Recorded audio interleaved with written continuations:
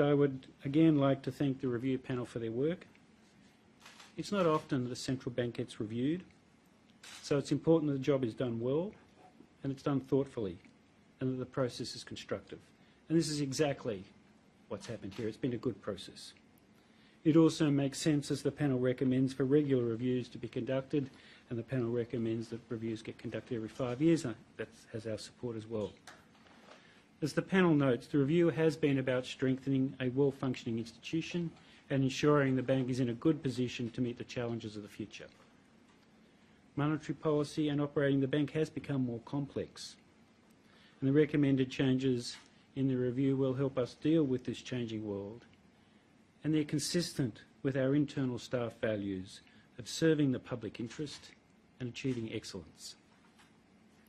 And I look forward to working with the government, the parliament, the board and the bank staff on how we can best live up to those important values in the interests of all Australians.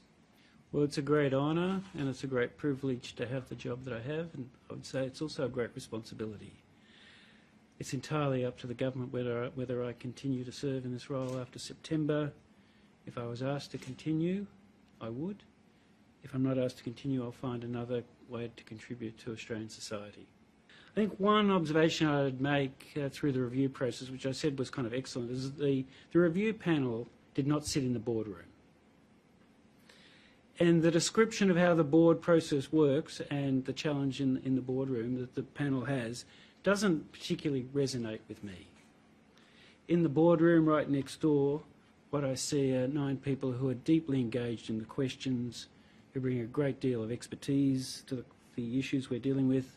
They're probing, they challenge me, and sometimes I speak last in the meeting. So the idea that the board members sit there meekly and accept the recommendation that I put to them is very far from the reality that I've lived as the governor.